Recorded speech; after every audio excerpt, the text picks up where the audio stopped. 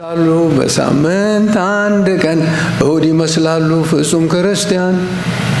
ታዲያ ምን ያደርጋል ክፉ ነው ስራቸው፣ ጌታ ኢየሱስ ክርስቶስ ያስተካክላቸው። አንተስ ወንድሜ ሆይ እንደ ራስህ አድርገህ ወንድምህን ካልወደድክ፣ ሲቸገር ያየኸው በፍቅር ካልረዳኸው፣ ጎረቤትን ካማኸው ስህተት ነው የኔ ወንድም፣ ጌታን አትወድም። ቦታን ወቅ ለእናንተ ብቻ ለምዘምረው ለራሴም ነው። እግዚአብሔር ይመስገን። ድንቅ ነው ጌታ። ሃሌሉያ። አንድ ቃል የኛ አማርኛው ቃል ከእንግሊዝኛው በጣም እንዲሁ ግሩም ቃል ነው። ምን እንደሆነ ታውቃላችሁ? ይገባዋል የምትለው ቃል ይገባዋል፣ ይገባሃል የምትለው ቃል ወርዚ ነው የሚለው እንግሊዝኛው። እንደ አማርኛው በስማ አረካም።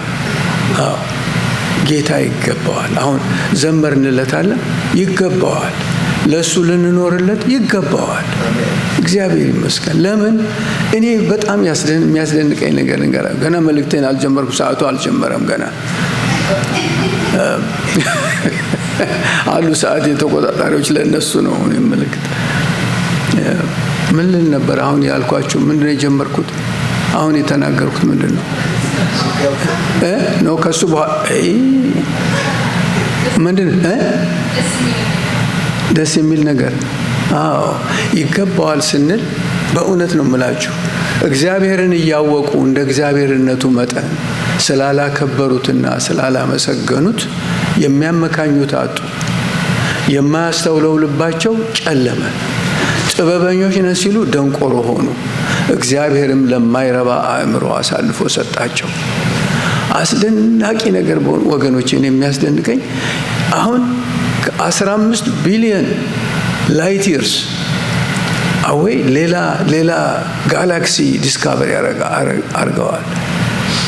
ይሄ አምላክ ይሄንን ቢሊየንስ ኦፍ ስታርስ እኔ አይደንቃችሁ ወገኖች? እኔ እንዲህ ምን አይነት አምላክ ነው? ልታዩት አትናፍቁ? እንዴት ነው ይህን ሁሉ ነገር የፈጠረው? ተመልከቱት ደግሞ እንትኑ የሚያስደንቅ ነገር። ቆሽ ልጅ ብሎ ዝም ጌታ ይባርክ። አይገርማችሁም ወገኖች? ድንቅ አይደለም? እውነቴን ነው። ድንቅ የሚል ነው እኮ ይሄ ጌታ ይህን ሁሉ ፈጥሮ። አሁን ተመልከቱት ደግሞ አሁን እነዚህ ሳይንቲስት ነን የሚሉ ሰዎች ይመጡና ከእንትን ከባክቴሪያ ነው የጀመረ እንጂ እኔ እንደው በእውነቴን ነው የምለው፣ እንደው ምን አይነት እግዚአብሔር እንደ እግዚአብሔርነቱ መጠን የማያስተውለው ልባቸው ጨለም። እስቲ አሁን አህያም ብታዩ፣ ውሻ ብታዩ፣ ዶሮ ብታዩ ሁሉ ባልና ሚስት ሆነው ይኖራሉ። ባልና ሚስት አይደለም? ልጅ ይወልዳሉ። እንቁላሉን ምናምኑ ሳይንስ ውስጥ አትግቡ፣ ግድ የላችሁ እና ይወልዳሉ፣ ይጋባሉ፣ ልጆች አላቸው። ይሄ ሁሉ በአጋጣሚ እንደው ዝም ብሎ ፕሮግራም ሳይሆን እንዲሁ ዝም ብሎ ምን አይነት ድድብ ያለ ነገር ነው በእውነት። እግዚአብሔር ለማይረባ አእምሮ አሳልፎ ሰጣቸው፣ እያወቁ እንደ እግዚአብሔርነቱ መጠን ስላላከበሩት። ለምን ነው የሚያከብሩት? ፈጣሪ በመሆኑ። ለምንድን ነው የሚያመሰግኑት? ልጁን በመሰዋቱ። ስለዚህ እግዚአብሔርን እያወቁ እንደ እግዚአብሔርነቱ መጠን እኔ ጌታችን ኢየሱስ ክርስቶስ ያስደንቀኛል ወገኖች። ይሄ አምላክ እግዚአብሔር ለምንድን ነው እኛን ለምን አይተውንም? ለምን እንደ ቁጫጭ ወደዛ ደፍጥጦ 10 ቢሊዮን ሕዝብ በራሳቸው ቆሞ የሚያመልኩት መፍጠር አይችልም? ግን ያ ፍቅር ይሆናል እንዴ? ፍቅር ምርጫ አይሰጥም? ምርጫ ይሰጣላ። ለዚህ ነው እኮ እግዚአብሔር ፍቅር ነው። ተመልከቱት። እምቢ እስከምንለው ድረስ ምርጫ ይሰጣል። ማቴዎስ ሰላምን ያገባሃት እንትን ይዘህ ሽጉጥ ይዘህ አግቢኝ ብለህ ያገባሃት አይደለም አይደል? ጠይቀሃት እሷ ፍቅር ሁሉ ጊዜ ምርጫ ይሰጣላ። እግዚአብሔር እኮ ፍቅር ነው። ተመልከቱት። ስለዚህ ይሄ አምላካችን ምን አይነት ድንቅ ነው! ምን አይነት ምስጋና አይገባውም? አምልኮ አይገባውም? ይገባዋል፣ ይገባዋል። እግዚአብሔር ይመስገን። ድንቅ ነው ወገኖቼ። ዛሬ እንድንመለከት ያሰብነው ምንድነው? ተመልከቱት። እዛ ላይ የሳምንት ክርስቲያን ይላል። እግዚአብሔርን በእውነት ነው የምላችሁ፣ እግዚአብሔርን እያወቁ እንደ እግዚአብሔርነቱ መጠን ስላላከበ ተመልከቱ። እና ብዙ የሚደረግ ነገር እሁድ እናመልካለን ብለው የሚመጡ ብዙ አሉ። ግን አብዛኛው ገለባ ነው። ደግሞ ጌታ የሚፈልገን ምንድን ነው? ለሱ በሙሉ ልንኖርለት ኤቭሪ ዴይ ሁል ቀን ለሱ ይገባዋል ብለን እንድንል ይገባዋል። የኔ ጌታ ስሙ የተባረከ ይሁን። እግዚአብሔር ድንቅ አምላክ ነው። እና ጌታ ወደ ሊሄድ ሲል ሊመለስ እንደሆነ ደቀ መዛሙርቱ ሲሰሙ ልባቸው አዘነ፣ ደስ አላላቸው። በኋላ ምን አለ ጌታ? ልባችሁ አይፍራ አይታወክም። በእግዚአብሔር እመኑ፣ በእኔም እመኑ። በአባቴ ቤት ብዙ መኖሪያ አለ። እንዲህ ባይሆን ባልኳችሁ ነበር። ስፍራ አዘጋጅላችሁ ዘንድ እሄዳለሁ፣ መጥቼ ወስዳችኋለሁ። ድንቅ አይደለም ጌታ? በኋላ ምን አሉ? ጌታ ሆይ የመምጣት ምልክቱ ምንድን ነው አሉት። ቁጭ ብሎ ነው መቅደሱ ጋር ቁጭ ብሎ፣ ሕዝብ በሕዝብ ላይ፣ መንግስት በመንግስት ላይ ቸነፈር፣ የምድር መናወጥ። ተመልከቱት። አሁን አቤት አቤት ጌታዬ፣ የኔ ወገኖቼ ጌታዬ ሊመጣልን ነው በእውነት። ተመልከቱ ብቻ ዓለምን ተመልከቱ እስቲ። ኢትዮጵያም አሁን እኛ እዛ ነበርን አይደል? ኦሮሞ፣ ትግሬ፣ አማራ ብሎ ጠብ ምንድን ነው እስቲ? እኔ ምን መሰላችሁ የምመኘው አንድ ነገር፣ እዛ መገናኛ አለ አይደለም? በጣም ኢትዮጵያ ነው ምናችሁ እናንተ ኢትዮጵያን ታውቋታላችሁ? የምታውቋት መስሉም እንዲሁ ሳናገራችሁ ትላላችሁ። ኢትዮጵያ መገናኛ ላይ ፒክአፕ ትራክ አለ አይደለም? እሱ ላይ ቆሜ ለመስበክ የምፈልገው ነገር ምን መሰላችሁ? መልእክቱ ሲምቦሉ ምንድነው የማደርገው? እዛ ላይ ሲምቦል ቁጫጭ ሲጣሉ አይቻቸው አላውቅም። በእውነት ነው የምላችሁ። እንዲህ ይመጣሉ እንደዚህ ፊት ለፊት እና ምን የሚሉ ንግስቲቷ እኮ ዋሻ ነች። በእነሱ ጭንቅላት እኮ ቁም ነገር እግዚአብሔር ነዋ። የእግዚአብሔር ክብር እኮ በፈጠረው ነገር ሁሉ ታየዋለህ። ይሄ ድንቅ አምላክ እና ምን የሚሉ መስሎ ወዴት እየሄድክ? ምግብ ፍለጋ ነው። ንግስቲቷ እዛ ነች። በኋላ አንድ እንዲህ ሲል አንደኛው ወዲህ ይሄዳል። እንግዲህ ይፈልጉ አንዱ ወዲህ አንዱ ወዲህ ይሄዳል። ከዛ ምናምን ሲያገኙ አንድ ትንሽ ነገር እንደው ካገኙ መሳብ አንዱ ካልቻለ ሶስት ሆነው ወደ ዋሻው ነው የሚወስዱት። አይበሉም እዛ ቆመው። እንደዚህ የሚተባበሩ እኛ በእግዚአብሔር አምሳል። ትዕቢት እንዴት መጥፎ ነገር እንደሆነ ወገኖች፣ የሁሉ እኮ የሚጫወተው እኮ ትዕቢት ነው። እኔ ስማችንን ነግሬያችኋለሁ አይደለም? ስም ታስታውሳላችሁ? የሰው ሁሉ ስም ይሄ ነው። ሰው ላይ ችግር ላይ የሚጥለው ደግሞ ይሄ ነው። ቫይረሱ ይሄ ነው። በሽታው ይሄ ነው። ምንድን ነው እሱ? የመጀመሪያው ስም ማን ነው? እኔ። የአባት ስም ማን ነው? በእኔ። የአያት ስም ማን ነው? ለእኔ። ይሄ ነው ችግሩ። ሁሉ ችግር ይሄው። ባልና ሚስት ለምን ነው የሚጨቃጨቁት? እኔ አውቃለሁ አንቺ አታውቂም። ጭቅጭቅ ልጅና ቤተሰብ ሁሉ ጋር ሄዱስ። መስሪያ ቤት ትራምፕ ምንድነው እንደዚህ የሚያደርገው? እኔ ይላል። አሁን መጸለይ ነው እንጂ እንኳን መንቀፍ የለብንም። እኛ ለመንግስት እንድንጸልይ ነው። እግዚአብሔር ይመስገን። እና ይሄ ነው በሽታው። ይሄ ነው። ግዕዝ ምን እንደሆነ ታውቃላችሁ? ግዕዝ አትችሉ?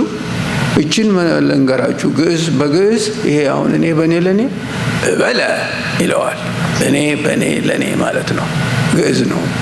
ግዕዝ አትችሉም? በለ ወበከንቱ አመንዝዋ ለነፍሴ ይለዋል።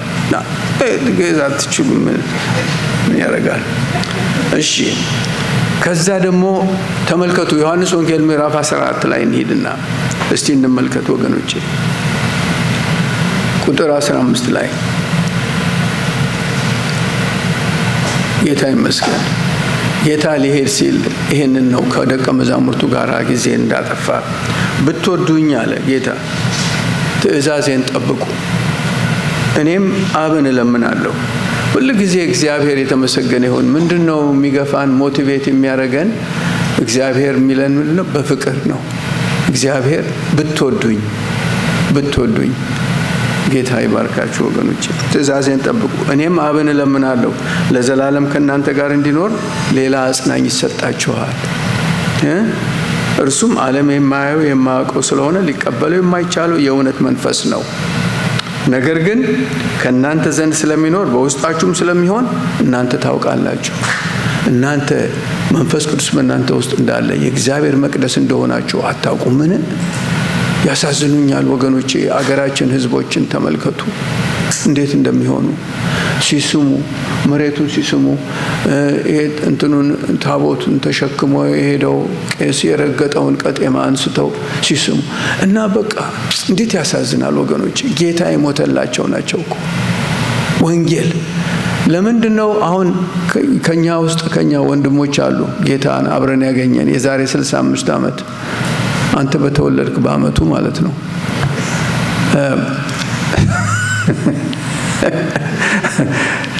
ብዙ ጌታቸው፣ ጸጋዬ፣ ከበደ፣ አሰፋ፣ ኃይሌ፣ ድርብ፣ ታሪኩ፣ ታምሩ፣ ፍቅሬ እነዚህ ሄደዋል፣ ወደ ጌታ ሄዱ። ወንድሞቻችን ናቸው። በጣም ድንቅ ሆነ። እኛ ለምንድን ነው የቀረነው? ታውቃላችሁ ለምን እንደሆነ? ማን ነው የሚነግረኝ ለምን እንደቀረን? እኛ ለምን? ለወንጌል ነው። ጌታ የሚፈልገው ምንድን? ኃይል ተቀበሉት። የሐዋርያት ሥራ ምዕራፍ 1 ቁጥር 8 ላይ ኃይል ትቀበላላችሁ፣ ከዚያ ምን ትሆናላችሁ አለ? ምስክሮቼ ትሆናላችሁ። እንደገና ሲሄድ ምንድን ነው ያላቸው? ሂዱ፣ ወደ ዓለም ሁሉ ሂዱ፣ ወንጌልንም ለዓለም ሁሉ ስበኩ፣ እኔም እስከ ዓለም ፍጻሜ ከእናንተ ጋር ነኝ። ስለዚህ እኛ የቀረነው ለምንድን ነው? ለዚህ ነው፣ ለሌላ ፐርፐስ እኮ አይደለም። እግዚአብሔር ይመስገን፣ ለወንጌል ነው። እግዚአብሔር ይመስገን፣ ጌታ ይክበር። እና አንደኛ ተሰሎንቄ ምዕራፍ 4 ላይ ደግሞ ብንሄድ እግዚአብሔር የተመሰገነ ይሁን። ጌታ ሊመጣልን ነው ወገኖቼ፣ ሊመጣልን ነው። አቤት አቤት። አንደኛ ተሰሎንቄ ምዕራፍ 4 ላይ ቁጥር 13 ጀምሮ ብናይ ነገር ግን ወንድሞች ተስፋ እንደሌላቸው እንደሌሎች ደግሞ እንዳታዝኑ አንቀላፍተው ስላሉቱ ታውቁ ዘንድ እንወዳለን። ኢየሱስ እንደሞተና እንደተነሳ ካመንን እንዲሁ በኢየሱስ ያንቀላፉትን እግዚአብሔር ከእርሱ ጋር ያመጣቸዋል። ወደ እነሱ የሄዱትን አሁን የጠቀስኩላችሁን ወንድሞቻችን እህቶቻችን ይዞ ይመጣና እኛን ሊወስደን ይመጣል። ሙሽራውን ሊወስድ። አቤት አቤት አቤት! እንዴት አይነት ድንቅ ነው የሚሆነው ወገኖቼ። እግዚአብሔር ይመስገን። በጌታ ቃል የምንላችሁ ነው፣ እኛ ሕያዋን ሆነን ጌታ እስኪመጣ ድረስ የምንቀር ያንቀላፉትን አንቀድምም። ጌታ ራሱ በትእዛዝ በመላእክትም አለቃ ድምፅ በእግዚአብሔር መለከት ከሰማይ ይወርዳልና በክርስቶስ የሞቱ አስቀድመው ይነሳሉ። የሞቱት ወንድሞች እነሱ መጀመሪያ ይነሳሉ። እግዚአብሔር ይመስገን። ከዚያም በኋላ እኛ ሕያዋን ሆነን የምንቀረው ጌታን በአየር ለመቀበል ከእነርሱ ጋር በደመና እንነጠቃለን። ሃሌሉያ! አንድ ቀን ይመጣል። ታቁም እናንተ ይህንን አታውቁትም? ታውቁታላችሁ? እስቲ በለው።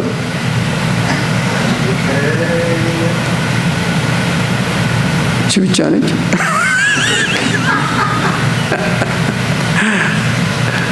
እግዚአብሔር ይመስገን። ጌታ የተመሰገነ ይሁን። ይመጣልናል። ይሄ ነው ወገኖቼ። ሌላ ምን ተስፋ? ተመልከቱት። ዓለም እኮ አሁን እዚህ ስሰማ ከ10 ዓመት እስከ 19 ዓመት ያሉ ከፍተኛ ሱሳይድ የሚደረገው እዚህ ምድር ላይ እነሱ ናቸው ይልባል። ይገርማቸዋል ወገኖቼ። ተስፋ እኮ ነው። የህይወት ትርጉም እኮ ነው ማጣት ነው። እግዚአብሔር ጌታ ሆይ ተስፋ እኛ ወንጌል ወገኖቼ ወንጌል እናደርሳለን። ለእንደው ለህዝብ ሁሉ ዘመዶቻችን ጌታን ያላወቁ ያላገኙም እኮ ካሉ ለነሱ እግዚአብሔር ይመስገን። ወንጌል ምንድነው? እኔ በሱ አንዲት መጽሐፍ አሁን ጽፌ ያለሁኝ እኔ በሱ እሱ በኔ። በቃ ይሄ ነው እኮ ሌላ የለም። ሌላ መንገድ የለም። መዳን በሌላ በማንም እንድንበት ዘንድ የተሰጠ ከሰማይ በታች ሌላ ስም የለም ካለ ኢየሱስ ስም በስተቀር። ኦኬ እግዚአብሔር ይመስገን። እቺን ለወገኖቻችን ለዘመዶቻችን በክርስቶስ ለምንድነው እሱ ብቻ የሆነው? ተመልከቱት። ሰው ሁሉ ኃጢአት ሰርቷል አይደል? ከአዳም ጀምሮ የእግዚአብሔር ክብር ጎሎታል። እንዴት ሆኖ ነው ከዚህ ነፃ የሚሆነው? በስራው ለመጽደቅ አይችልም። ጽድቃችሁ እንደ መርገም ጨርቅ ነው ይላል። ቆሻሻ ጨርቅ ጽድቃችሁ ነው የሚለው እኮ ኃጢአታችሁ እንኳን ጽድቃችሁ። ስለዚህ እንዴት ነው የምንታረቀው? ጌታ እግዚአብሔር አብ፣ እግዚአብሔር ወልድ፣ እግዚአብሔር መንፈስ ቅዱስ አንድ አምላክ ጌታችን ኢየሱስ ክርስቶስ ምን ሆነ? አምላክ እኮ ነው። እስቲ አይገርምም? ሕፃን ቤቢ ሲሆን በማርያም ማህፀን ውስጥ ከአዳም ከመጣ የኃጢአት ዘር ሊተላለፍበት ነው አይደል? ነገር ግን ምን ሆነ? ተመልከቱት። በመንፈስ ቅዱስ በማርያም ማህፀን ውስጥ ተጸነሰ። እግዚአብሔር ግን ሰው ሆነ፣ ስጋ ለበሰ። እንዴት አይነት ፍቅር ነው! አይገርማችሁም ወገኖች? ይሄ ጌታ እኮ ነው። ስሙ የተባረከ ይሁን። እና እንግዲህ ጌታ የመምጣቱ ነገር ምን አለ ሲነግራቸው እንመልከት። ለደቀ መዛሙርቱ ሲል ማቴዎስ 24 ላይ ብናይ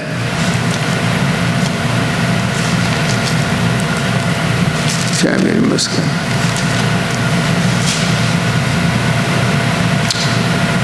እርሱም በደብረ ዘይት ተቀምጦ ሳለ ደቀ መዛሙርቱ ለብቻቸው ወደ እርሱ ቀርበው ንገረን፣ ይሄ መቼ ይሆናል? የመምጣትና የዓለም መጨረሻ ምልክቱስ ምንድን ነው አሉት። ኢየሱስም መልሶ እንዲህ አላቸው፣ ማንም እንዳያስታችሁ ተጠንቀቁ። ብዙዎች እኔ ክርስቶስ ነኝ እያሉ በስሜ ይመጣሉና ብዙዎችንም ያስታሉ። የጦርን ወሬ ትሰሙ ዘንድ አላችሁ። ይህ ሊሆን ግድ ነውና ተጠበቁ፣ አትደንግጡ። ዳሩ ግን መጨረሻው ገና ነው። ሕዝብ በሕዝብ ላይ መንግስትም በመንግስት ላይ ይነሳልና ራብም፣ ቸነፈርም፣ የምድር መናወጥ በልዩ ልዩ ስፍራ ይሆናል። እነዚህ ሁሉ የምጥ ጣር መጀመሪያ ናቸው። እየባሰ የምጥ ጣር እንዴት ነው? የሴቶች ምጥ ሲሆን መጀመሪያ ፔኑ ትንሽ ነው፣ እየጠነከረ ይሄዳል። ኢንተርቫሉ ደግሞ ሰፋ ያለ ጊዜ እየጠበበ እያነሰና ልጁ ይወለዳል። ልክ እንደዚያው ይህንንም ደግሞ የምጥ ጣር መጀመሪያ ናቸው። እንደዛ ነው አለ እና ከዛ በኋላ ይገልጽና እኛ ግን ለኛ አማኞች ለሆን ነው ምንድን ነው የሚያስጠነቅቀን? ጌታችሁ በምን ሰዓት እንዲመጣ አታውቁምና እንግዲህ ንቁ። በምን ሰዓት ተጠንቅቃችሁ፣ ዛሬ ሊመጣ ይችላል። ስለዚህ ምንም ነገር እግዚአብሔር የተመሰገነ ይሁን ለጌታ ሆነን በሙሉ ተሰጥተን መጠበቅ ነው ጌታን። እስከዚያ ግን እኛ ወንጌል በሄንበት ሁሉ ምስክሮቹ ነን። በቃ ለዚህ ነው የተወን እኮ ጌታ እዚህ። እግዚአብሔር ይመስገን። እና ይችን ወንጌል ለብዙዎች እንድናደርስ እና ደግሞ ምልክት፣ በጣም የሚያስደንቀኝ ምልክት ከዚህም በፊት አይ ቲንክ የገለጽኩ ይመስለኛል። ሕዝቅኤል 38ን ታውቁታላችሁ፣ አይታችሁታል። ስለ መጨረሻው ጊዜ ይናገራል። ሕዝቅኤል 38-39 እና ጎግ እና ማጎግ ታውቃላችሁ። አሁን የሚገርመው ነገር ኢራን፣ ፐርሺያ የእስራኤል ወዳጅ ነበረች። እስራኤል መቼ ነው መንግስቷን የመሰረተችው? እንደገና ከ2000 ዓመት በኋላ መቼ ነው የመሰረቱት? በትንፋሽ አትናገሯ።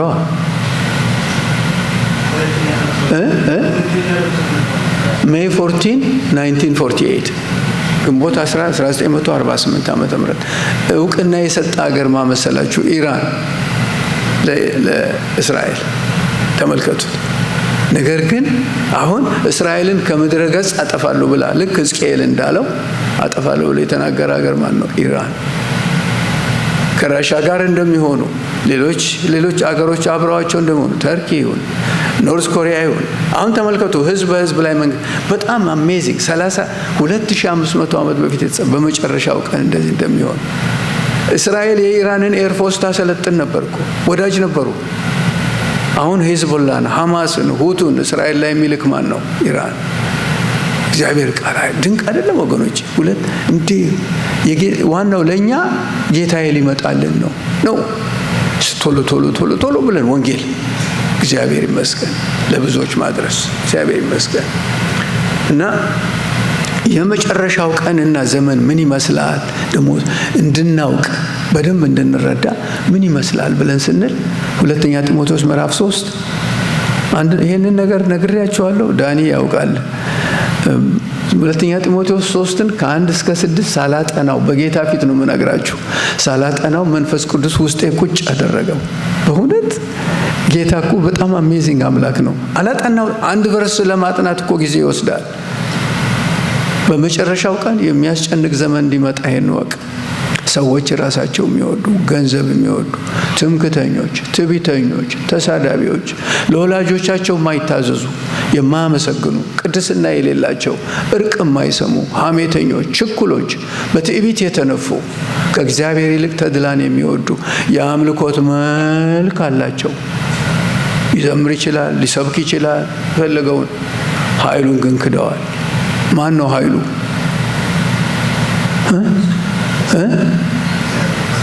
መንፈስ ቅዱስ አይሰራም በእነሱ ውስጥ። ይኸው ኃይሉን ግን ከእነዚህ ደግሞ ራቅ ይላል። ሶስቱ ደግሞ የምዕራቡ ዓለም አማልክቶች ተጠቅሰዋል። ማናቸው እነዛ ሶስቱ? በፍልስፍና ቋንቋም ስም አላቸው። ታውቋቸዋላችሁ ሶስቱን? ቆይ ዳኒ ቀስ በል ጨልዘየ። ሶስቱ ምንድን ናቸው? እነዚህ ሶስቱ አሁን እዚህ የተጠቀሱ ናቸው። ራስ ወዳድነት፣ ገንዘብ ወዳድነት፣ ተድላ ወዳድነት። ሶስቱ አምላክ ምዕራቡ ዓለም በዚህ ነው፣ ለዚህ ነው የሚኖሩ። በተለይ ማለት ነው ሁሉም ጋር አለ ይሄ። እና በፍልስፍና ቋንቋ ሂዩማኒዝም፣ ማቴሪያሊዝም ኤንድ ሂድኒዝም ይባላል ሶስቱ። በመጨረሻው ቀን የሚያስጨንቅ ዘመን። ለምን? ተመልከቱ፣ ሰው እንዲህ ነው የሚወደው ራሱ፣ እኔ፣ በእኔ፣ ለእኔ፣ ገንዘብ፣ ተድላ፣ ይሄ ነው እና ናቸው። እንደገና ደግሞ የቤተ ክርስቲያን መልኳ ምን ይመስላል በመጨረሻው ዘመን? ማን ነው የሚነግረን? ምን ይመስላል የቤተ ክርስቲያን መልክ? ታውቁም? ራእይ ምዕራፍ 3 ቁጥር 15 ላይ ምን ይላል? ሎዶቅያ የምትባለዋን ታውቋታላችሁ? ሎዶቅያ የመጨረሻው ቤተ ክርስቲያን መልክ ደግሞ የእሷ መልክ ነው። ምን ትላለች ሎዶቅያ? ሀብታም ነኝ፣ ባለጠጋ ሆኛለሁ፣ አንዳች አያስፈልገኝም ስለምትል፣ እውር፣ የተራቆትክ፣ ድሃ መሆንን ስለማታውቅ። ተመልከቱ ምን ያልክ? ወይ በራድ ወይ ትኩስ ብትሆን ጥሩ፣ ለብ ያልክ ስለሆንክ ካፌ ልተፋህ ነው። ለብታ ይሄዳል፣ ይዘምራል፣ ሲፈልግ ነው ለዘምር ይችላል፣ ሊሰብክ ይችላል። ግን 5-6 ደግሞ እሁድ ተፍ ይላል፣ ትልቅ መጽሐፍ ቅዱስ ተሸክሞ ይመጣል። እዛችሁ ቦታ ነች መቀመጫውም፣ ያቺ አንድ ቦታ አለች። እንዴት ነው ልጆች ደህና ናቸው አለ፣ አደረሰ፣ በቃ ሄደ ወደ ቤት። ደግሞ 5-6 ቀን እንግዲህ ያ አይነት ለብታ ወይ በራድ ወይ ትኩስ ብትሆን ጥሩ ነበር። ስለዚህ የቤተ ክርስቲያን መልኳ ምን አይነት ነው? የህዝቡ መልክ ይሄን ይመስላል። ሎዶቅያ ለብታ፣ በጣም የሚያስደን ጎስቋላ፣ ምስኪን፣ ድሃ፣ እውር፣ የተራቆት መሆንህን ስለማታውቅ አቀውም እኔ ነብይ ነኝ ሐዋርያ። ድሮ ታውቃላችሁ መዝሙር ሰው ሲደርስ መዝሙር ሲደርስ አይሸጥም ወይም በሱ ስም አይደለም የሚወጣው።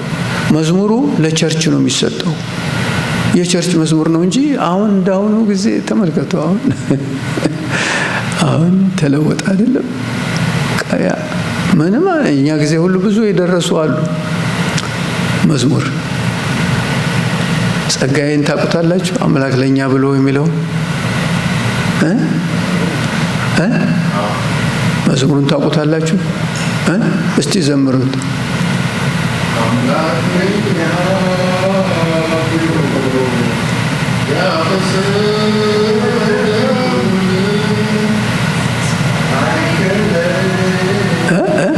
ለምን ከለከለች? ፀሐይ ብርሃኗ ነው።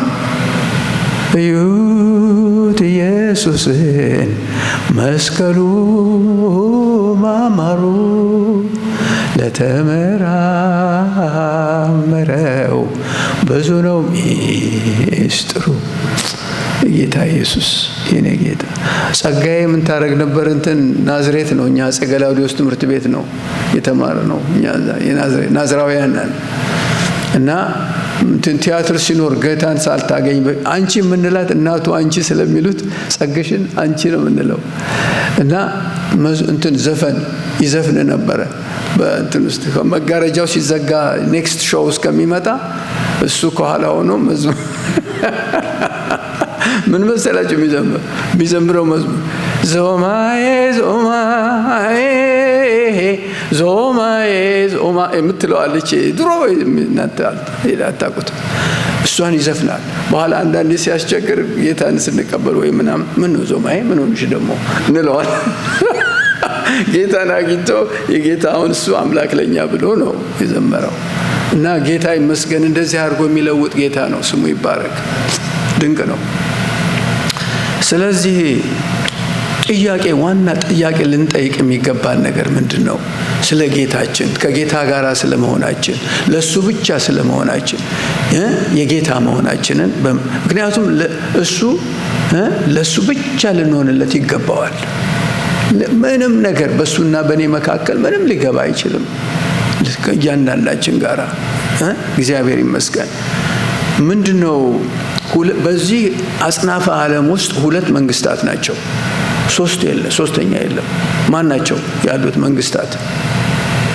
ሁለት መንግስት ነው ያለው። ማን ነው? ድምጻችሁን ከፍ አድርጋችሁ የማን መንግስት? እዚህ ዓለም መንግስት ማን ነው?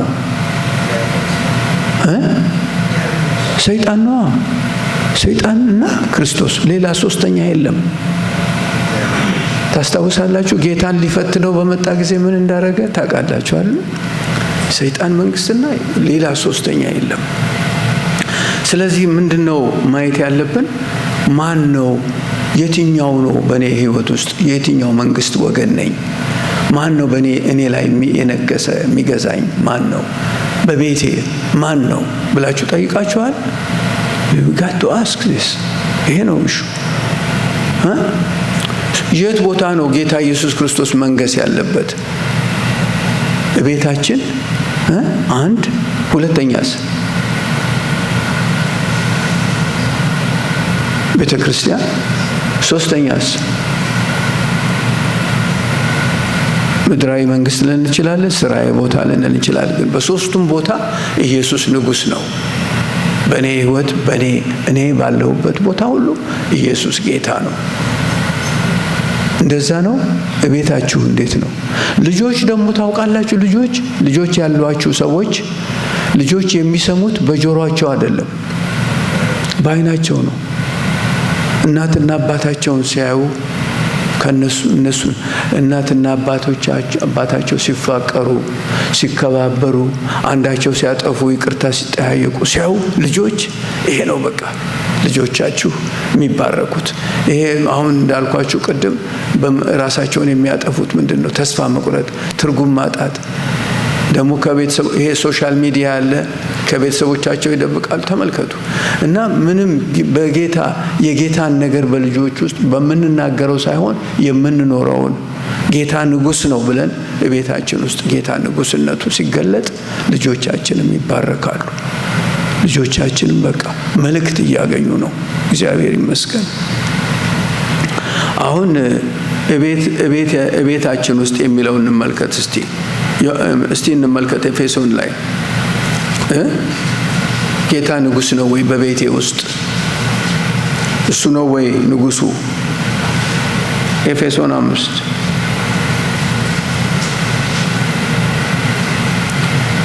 ቁጥር 22 ላይ ሚስቶች ሆይ ይላል። በጣም ጥሩ ነው አይደለም? ሚስቶች ሆይ ለጌታ እንደምትገዙ ለባሎቻችሁ ተገዙ።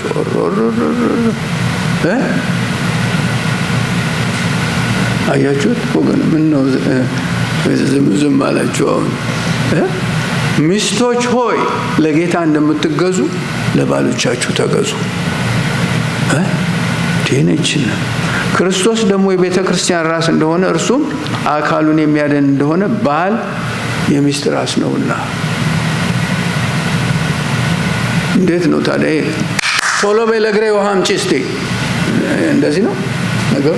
እንዴት ነው እንትን በሏ እርዱኝ ምን ማለት ነው ይሄ? እሱ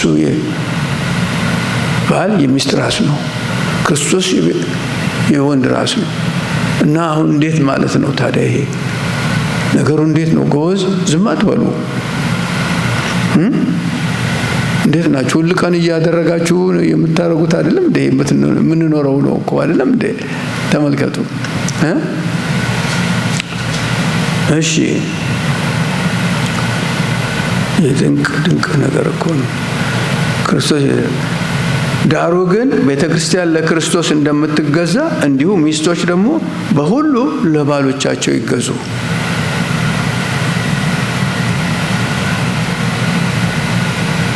እንዴት ነው? ዝም ነው? ምን ብቻዬን አትተውኝ እንጂ እስካሁን ስናወራ አልነበር? ምን ነው ጭጭ ምጭጭ አላችሁ? አሁን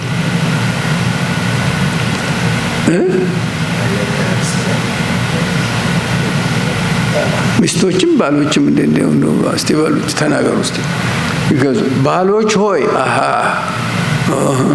የሚስት ብቻ አይደለም እኮ ባሎች ሆይ ክርስቶስ ደግሞ ቤተክርስቲያን እንደወደዳት ሚስቶቻችሁን ውደዱ። ይሄ ማንም ማሬጅ ካውንስለር የፈለገ ይሄንን ብሉፕሪንት ማምጣት አይችልም። የተመልከቱት ይሄን እንዴት አይነት ድንቅ እኮ ነው። አሜዚንግ። ሚስት ባል ሚስቱን ክርስቶስ ቤተክርስቲያን እንደወደደ የሚወድ ሲሆን ሚስት ደግሞ ለክርስቶስ እንደምትገዛ በስማ ይሄንን ማን ብሬክ ያደርገዋል? እንዴት አይነት ነው እኮ ማንም እኮ እኔ ብሎ የሚወጣበት ነገር አይደለም ይሄ። ሁለቱንም ስታዩት እንዴት አይነት ድንቅ ነገር ነው በእውነት ወገኖች። ምን ነው እንዴት ጭጭ ያላችሁኝ? ትንሽ አስደነገጣችሁኝ። አንቺ ብቻ ልጅ በጣም ብትስቂና ጥሩ ነው። ታንኪዩ በጣም አትሊስት አንቺ አልተቀየምሽኝም ማለት ነው። ሌሎቹ እንደው ትንሽ ከፍ ብለዋል። በፊት ብዙ ሲያወሩ ሲስቁ ነበረ ብለው ነው የሚያዩኝና ደነገጥኩ እኮ እኔ። እሺ እንዴት አይነት ደስ የሚል ቃል ነው ወገኖቼ በእውነት። ይሄ እኮ ለምንድን ነው እኮ? ለጌታ እኮ ነው፣ ለጌታ እኮ ነው። ለሱ መኖር ማለት ይሄ ነው ወገኖቼ አይደለም? ባል ሚስቶቻችሁ እንደቀደሰ ስለ እርሷ ራሱን አሳልፎ ሰጠ። ባል ለሚስቱን የሚወድ ነፍስ ራሱን እንደሚወድ የሚወድ ሚስት ደግሞ ባሏን ለክርስቶስ እንደምትገዛ በስማ በዚህ ላይ ምን አይነት መሀል ሊመጣ ይችላል? ምንም አይነት ነገር። ይሄ ፐርፌክት እኮ የሆነ ነው። ማንም ይሄን ዱፕሊኬት ማድረግ አይችልም። የፈለገው ማሬጅ ካውንስለር ይሄንን ማምጣት አይችልም። ኦንሊ በጌታ ነው። በእውነት እንዴት አይነት ድንቅ ነው! እንዲህ ያለ ነገር ቅድስትና ያለ ነውር ትሆን ዘንድ ክብርት የሆነች ቤተክርስቲያን ለራሱ እንዲያቀርብ ፈለገ። እንዲሁም ባሎች ደግሞ እንደ ገዛ ስጋቸው አድርገው የገዛ ሚስቶቻቸውን ሊወዷቸው ይገባቸዋል። ኦኬ የገዛ ሚስቱን የሚወድ ራሱን ይወዳል ይላል። ሃሌሉያ! እንዴት አይነት ብሉፕሪንት ነው! እግዚአብሔር ይመስገን። ስለዚህ ኢየሱስ ጌታ ነው፣ ንጉስ ነው ስንል ቤት ውስጥ ነው እንግዲህ ይሄ እንደዚህ ነው። ይሄ ካልሆነ ውሸት ነው የምንለው ነገር ማለት ነው። ባል ሚስቱን እንደዛ ሲወድ፣ ሚስት ባሏን ስታከብር፣ እንደዛ ሲኖሩ በስማ ልጆች ይህንን ሲያዩ በስማ አንዳቸው ሲያጠፉ ይቅርታ ሲጠያየቁ ሲከባበሩ ሲያዩ በስማ በቃ እኮ ተመልከቱ። ድንቅ አይደል ወገኖቼ? ይሄንን ማን እንትን ማለት ይችላል? እንደገና ደግሞ ቤተክርስቲያን በተመለከተ ደግሞ እስቲ እንመልከት። አንደኛ ቆሮንቶስ 12 ላይ ቤተክርስቲያንስ እሱ ጌታ ነው፣ ንጉስ ነው፣ በእኔ ላይ ህይወቱ ይገለጣል፣ እየተገለጠ ነው። አንደኛ ቆሮንቶስ ምዕራፍ 12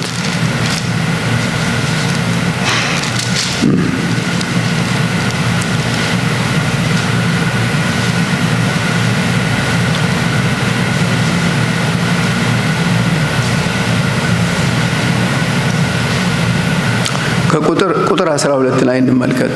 አንደኛ ቆሮንቶስ ምዕራፍ 12 ቁጥር 12 አካልም አንድ እንደሆነ ብዙም ብልቶች እንዳሉበት፣ ነገር ግን የአካል ብልቶች ሁሉ ብዙዎች ሳሉ አንድ አካል እንደሆኑ ክርስቶስ ደግሞ እንዲሁ ነው።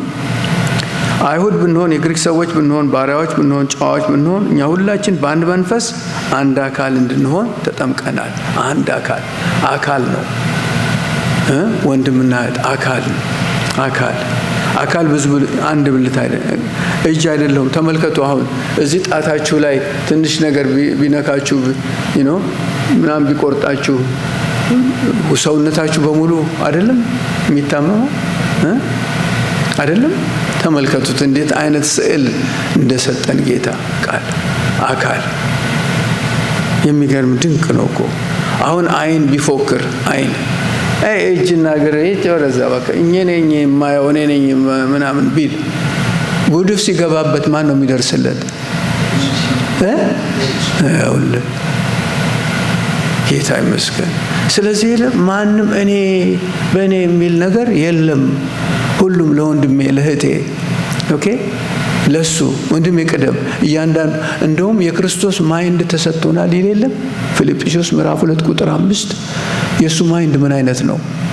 የክርስቶስ ማይንድ አስተሳሰቡ ምን አይነት ነው?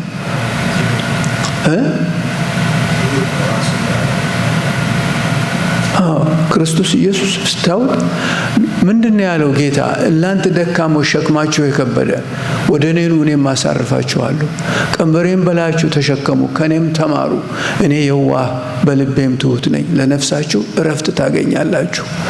ለምሳችሁ ነፍሱ ማታርፍ ሰው ለምንድነው ማር? ትዕቢት እኮ ያለበት ሰው እረፍት የለውም። ለምንድን ነው? እስቲ ንገሩኝ። እስቲ ሁላችንም እናቃታለች ትዕቢቷን ነገር ሁላችንም ኖረናታል። ስለዚህ ለምንድን ነው እረፍት የሌለው ትዕቢት ያለው ሰው?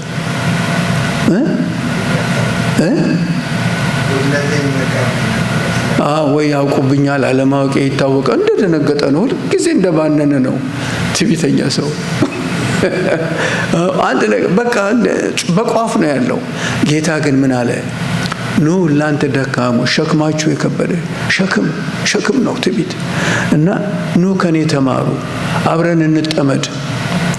በሬ ሁለት በሬ ያለ የሚጠመድ አብረን እንጠመድ። ኑ ቀንበሬን በላችሁ ከኔም ተማሩ እኔ የዋህ በልቤም ትሁት ነኝ፣ ለነፍሳችሁ እረፍት ታገኛላችሁ። እረፍት ጌታ እረፍት ነው። እግዚአብሔር ይመስገን። ድንቅ አይደለም ወገኖቼ? ጌታ ሆይ እንዴት አይነት ድንቅ ላይፍ ነው እኮ ጌታ ያሳየን። እሱ እኮ ይሄን ዩኒቨርስ የፈጠረ ነው። ተመልከቱት ምን አለ ዮሐንስ ወንጌል ምዕራፍ 13 ላይ ሁሉን በእጁ እንደሰጠው አውቆ ጌታችን ኢየሱስ ሁሉ በሱ እጅ እንደሆነ እሱ እኮ ሁሉ በእጁ እንደሰጠው አውቆ ከማን እንደመጣ ወደ ማን እንደሚሄድ አውቆ ከመቀመጫው ተነሳ። ምን ለማድረግ? እግር ለማጠብ። ማንነታችን በክርስቶስ ያለን ማንነት ስንቀበል ስናምንና ስናውቅ ስንኖር ዝቅ ማለት ቁም ነገር አይሆንብንም። እንደውም ራሳችን እያንዳንዱ ባልንጀራው ከራሱ ይልቅ እንዲሻል በትህትና ይቁጠር። አንድ ልጅ አንድ ኢትዮጵያዊ ከየት ረሳሁት ቦታውን ሌላ ስቴት ነው የሚኖረው እና መጥቶ እንዴት ናችሁ እናንተ እዛ ኢትዮጵያኖች ህብረት ነገር አለ ወይ? ኮሚኒቲ ሰርቪስ ነገር እንደዚህ አላችሁ ወይ አልኩት። አለኝ እንደውም ልንገር በእኛ ላይ የሚነገረውን ነገር ልንገር አንድ ምሳሌ ነው አለ። ሰዎች የሚሉት ስለኛ ስለ ኢትዮጵያኖች ህብረትና አንድነት ምን አለ? ትልቁ ሰይጣን ቼክ ያደርጋል አለ። በየጉርጓድ አለ አለ። የኔሽኑ የአርመንም የግሪክም የኢትዮጵያም የሁሉም ጉርጓድ አለ አለ። እና ትልቁ ሰይጣን መጥቶ ቼክ ያደርጋል አለ። እንዴት ነው እዛ ጋር እንዴት አረክ? ተረት ነው በምሳሌ ነው የነገረኝ። እዛ ጋር ስንት እነሱ 50 አርግ ያለው ጃፓኖች ናቸው። እዛ ስጋ ሲለው 100 አረኩኝ። እስራኤሎች ናቸው አላምናቸውም እና 100 አርግ ያለው። አንዱ ጋር ግን ምንም ወታደር የለም። እዛ ሲለው እነሱ ኢትዮጵያኖች አንዱ ሲወጣ አንዱ ስለሚይዘው ወታደር አያስፈልገኝም ማለት። ተመልከቱት። አቤት አቤት አቤት! ለምንድን ነው ኢትዮጵያ ሰዎች አይታችኋል? እኛ ትልልቅ ወጣቶች እንጃ አሁን ያደረግ እንደሆነ አላውቅም። ጠላ ሲሰጥ እጃቸው ላይ ፈሰስ አድርገው የሚቀምሱት ለምንድን ነው?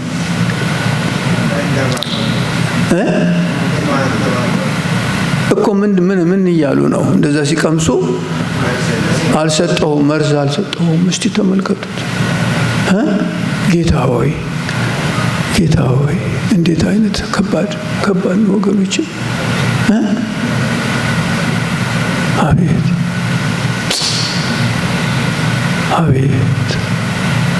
ስለዚህ ወገኖቼ ለምድራችን ግን አሁን ወንጌል እየገባ ነው። አንድ ጳጳስ ወደ ስብሰባ ነግሬያችሁ እንደሆነ አላውቅም። ወደ ስብሰባ መጡ። ጸሎት ሲደረግ እነዚህ ጌታን ያገኙ የኦርቶዶክስ ካህናቶች ናቸው። ጌታን ወንጌል እየሰበኩ ነው። እና እኚህ ጳጳሱ መጡ መሃላቸው። ጸሎት ሲደረግ በኋላ ወደቁ ሰውየው። በኋላ በጌታ በኢየሱስ ክርስቶስ ስም ክፉ መንፈስ ከውስጣቸው አስወጡላቸው። ከዛ ጌታን ተቀበሉ። ከዚያ በኋላ ሄደው 31 የጥንቆላ መጽሐፍ አመጡ፣ አቃጠሉ። ይሄ እውነት ነው የምነግራችሁ። አቃጠሉ። ከዛ ይህንን ያዩ ካህናቶች ሁሉ ጌታ ኢየሱስ ክርስቶስ ወደ 200 የሚሆን ካህን ጌታን ተቀበለ። ድንቅ ነው ጌታ እያረጋ ምድራችን ላይ ወንጌል። በእውነቴ ነው። ወንጌል ምንድን ነው ብላችሁ ምንድን ነው ወንጌል? እስቲ ንገሩኝ። ወንጌል ምንድን ነው? ወንጌል በእግዚአብሔር ቃል ውስጥ ምን ይላል? አንደኛ ቆሮንቶስ ምዕራፍ 15 ነው። ክርስቶስ ሞተ፣ ተቀበረ፣ ተነሳ። ይሄ ነው ወንጌል። ለምንድን ነው የምስራች የሆነው? እሱ የሞተው ለራሱ ነው እንዴ? እሱ ሲሞት ሞተ? እኔ ሞቱ። ሲቀበር ተቀበር፣ ሲነሳ ተነሳ። የኔን እኮ ነው። አሁን የት ነኝ? በክርስቶስ በእግዚአብሔር ቀኝ ተቀምጫለሁ በጌታ። ተመልከቱት። ስለዚህ ወንጌል ስንል ይሄ ነው ለምድራችን። እግዚአብሔር ይመስገን ብዙዎች ናቸው ወንጌል የሚያገኙ። አሁን ታውቃላችሁ በ2025 በእኛ ወደ 200,000 ሰው ወንጌል ሰምተዋል። እነዚህ ጳጳሳት ወንጌል አስተምረው 200,000 ሰው ወንጌል ሰምተዋል። 117,300 ጌታን ተቀበለ። 9,300 ተጠመቀ። ተመልከቱት። ጌታ ሀገር ምድራችንን ኢትዮጵያን ወንጌል እየገባ ነው። በጣም ወንጌል ነው። በቃ ሌላ የለም። በራሳችን ምንም ነገር እኮ በክርስቶስ ነው። እኔ በክርስቶስ፣ ክርስቶስ በእኔ። በቃ እግዚአብሔር ይመስገን። ስለዚህ በጣም ድንቅ ነው ወገኖቼ። ስለዚህ አሁን ምንድን ነው የት ነው ንጉስነቱ በእኛ ህይወት የሚገለጠው? አንደኛ ቤተሰብ፣ ቤቴ፣ ባልና ሚስት፣ ከሚስቴ ከልጆቼ ጋር ኦኬ። ቤተ ክርስቲያን ደግሞ የአካል እጅ እግር አይን ሆነን ነው የምንሄድ። ወንድሜን እያንዳንዱ ባልንጀራው ከራሱ ይልቅ እንዲሻል በትህትና ይቁጠር። ወንድሜ ና እስቲ አንተ ከኔ ይልቅ አንተ ትሻል፣ ና ወንድሜ እዚህ አገልግል እስቲ ብሎ በቃ ሌላውን የሚያስቀድም እግዚአብሔር ይመስገን። ሶስተኛው ደግሞ መንግስት፣ ፕሬዚዳንት። ምንድን ነው ኃላፊነታችን? ለመንግስት ያለን ኃላፊነት እንደ ክርስቲያን ምንድን ነው? እስቲ ቆይ ምንድን ነው ኃላፊነታችን እንደ አማኝ ጌታ እንደመሆናችን ለመንግስት ያለን ኃላፊነት ምንድን ነው? መጸለይ አንድ፣ ሌላስ?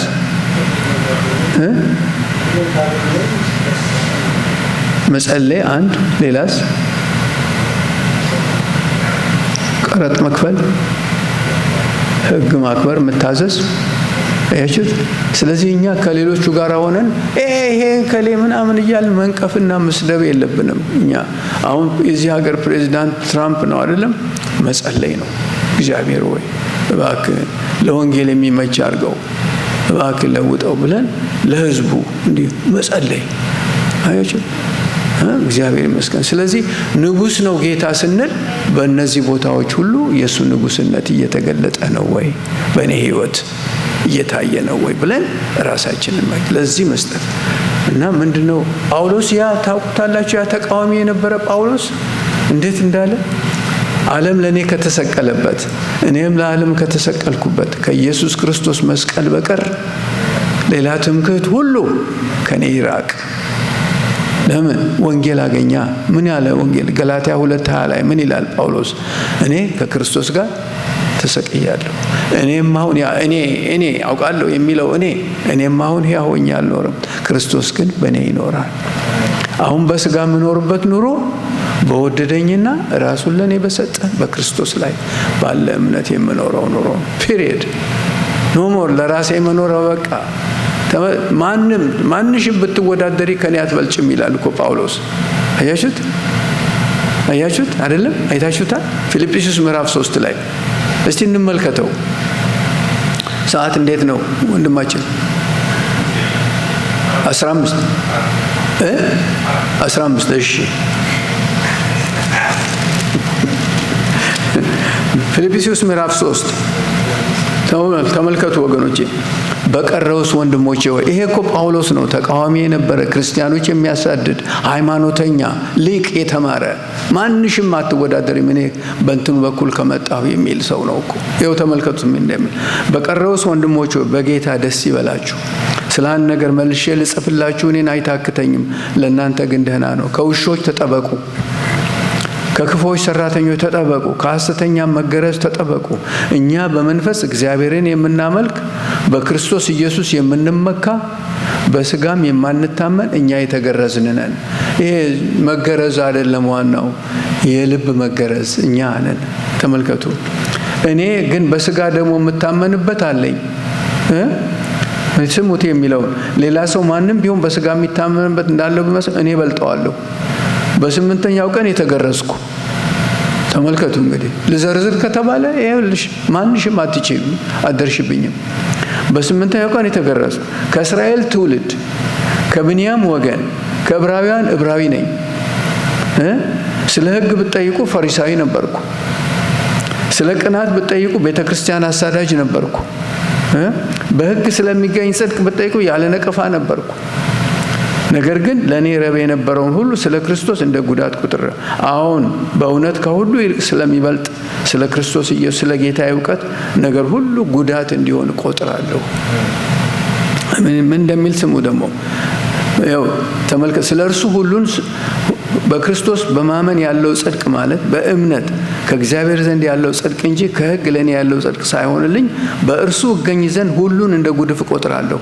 በስራዬ ወይም የምቆጥረው ነገር ምንም የለም። በክርስቶስ ግን በቃ በሱ ብቻ ነው ጽድቄ፣ እሱ ነው። እሱን ሳምን የእሱ ጽድቅ የኔ ሆነዋል። በሱ ነው፣ ሌላ የለኝም ይላል። ይኸው ተመልከቱ። ደግሞ ምን እቆጥራለሁ? እርሱንና የትንሣኤውን ኃይል እንዳውቅ። የትንሣኤውን ኃይል ከሙታን የተነሳ ጌታዬ ተነስቷል፣ እኔም አብሬው ተነስቻለሁ። በመከራው እንድካፈል ወደ ሙታን ትንሣኤ ቢሆን በሞቱ እንድመስለው እመኛለሁ። ከዛ ቀጥሎ አንቡት ይህን ምዕራፍ፣ ይህንን ቻፕተር ጊዜ ስለሌለ አላነበውም። በጣም ድንቅ ነው ወገኖች። ይህን ምዕራፍ 3 የጳውሎስ ለውጥ እግዚአብሔር የተመሰገነ ይሁን። እና ይሄ ወንድም ጌታን አገኘ። የጌታ ተቃዋሚ ነበር፣ ሃይማኖተኛ፣ በምኑም ማንም አይደርስብኝም ይላል።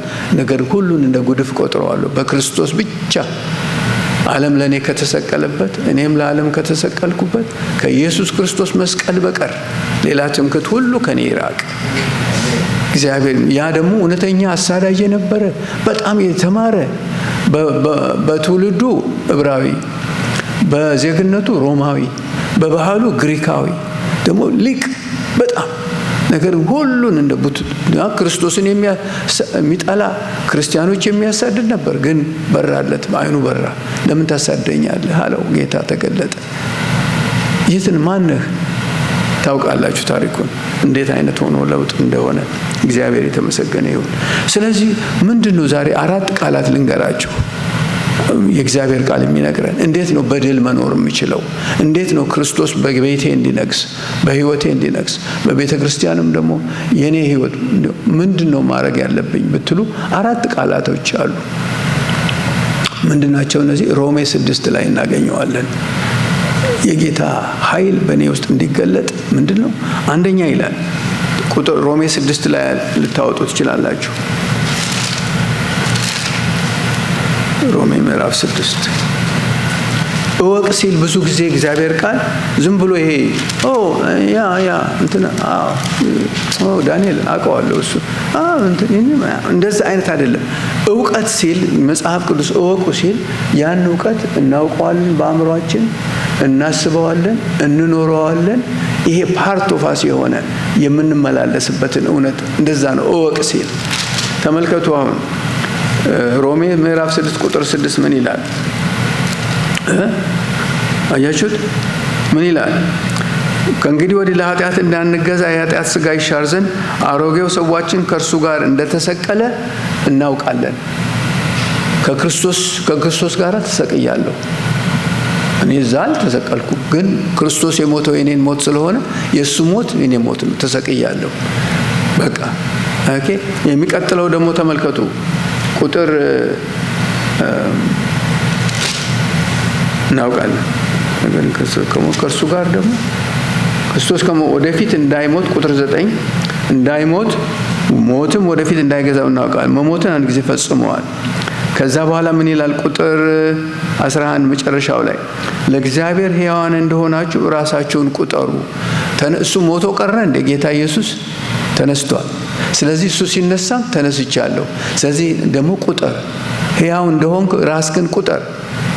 ኦኬ፣ ሞታ አልቀረህም፣ ተነስተሃል፣ አሸንፈሃል በክርስቶስ። ኦኬ፣ ቁጠር። ሌላው ደግሞ ሶስተኛው ደግሞ ቁጥር 11 ላይ ቁጥር 13 ላይ ተመልከቱ። ደግሞ ምን ይላል? አሁን ደግሞ ምንድነው ሶስተኛው ቁጥር ምንድነች? ለኃጢአት ምንድነው? ብልቶቻችሁ ለኃጢአት ነገር ግን ከሙታን ተለይታችሁ በሕይወት እንደምትኖሩ ራሳችሁን ለእግዚአብሔር አቅርቡ። አቅርብ የሚለው አቅርቢ። ምን ማቀርበው? ራሳችን መስጠት። እንግዲህ ሰውነታችሁን ሕያው መስዋዕት አድርጋችሁ ታቀርቡ ዘንድ በእግዚአብሔር ኃይልም ስጥ። ራስህን ለጌታ ስጥ። ሁለመናህን ስጥ። ኦኬ፣ እወቅ፣ ቁጥር፣ አቅርብ። ከዛስ ደግሞ መንፈስ ቅዱስ መጥቶ ደግሞ በዚህ ሄድ ሲልህ እንዲሁን ሲልህ እሺ ብለህ ታዘዝ። እወቅ፣ ቁጥር፣ አቅርብ፣ ታዘዝ። እንግዲህ ሰውነታችሁን ሕያው መስዋዕት አድርጋችሁ ታቀርቡ ዘንድ በእግዚአብሔር ኃይል ለምናችኋለሁ። ለራስ መኖር የለም፣ ለእሱ ነው የምንኖርለት። እሱ ደግሞ የእኛን እንትን አይፈልግም። የእኛን መባር የእኛን የሚያስፈልገንን አይሰጠንም። አስቀድማችሁ የእግዚአብሔርን ጽድቁን መንግስቱን እሹ፣ ሌላው ሁሉ ይጨመርላችኋል። እስቲ ሕይወቱን የሰጠ ሌላውን አይሰጥም? ስለዚህ አልፈራም፣ ጌታ ያለልኝ። እግዚአብሔር ይመስገን። ሰዓት አብቅቷል። እሺ እንጸልይ። እግዚአብሔር ይመስገን። ጌታ ሆይ እናመሰግንሃለን። የኔ ጌታ ስምህ ከፍ ይበል፣ ክብርህ ይስፋ። እግዚአብሔር አምላካችን ሆይ እንደዚህ አድርገን ልጅህን የሰዋህልን ጌታ ሆይ ከድቅድቅ ጨለማ ያወጣህን ከጨለማ መንግስት አውጥተህ ወደ ልጅህ መንግስት ያፈለስከን እናመሰግንሃለን። ጌታ ሆይ ሕያው ተስፋ ሰጠህን። ትመጣልናለህ፣ እንነሳለን፣ እንሄዳለን፣ ካንተ ጋር ለዘላለም እንኖራለን፣ እንነግሳለን አብረን ካንተ ጋር። እግዚአብሔር አምላካችን ሆይ እናመሰግንሃለን። ጌታ ኢየሱስ ሆይ ክብር ይገባሃል። ታርደህልናልና ከወገን ከቋንቋ ለአምላካችን ነገስታትና ካህናት እንድንሆን አድርገሃልና ይገባሃል፣ ይገባሃል። ክብር ሁሉ ላንተ ይሁን በጌታችን በኢየሱስ ስም አሜን፣ አሜን።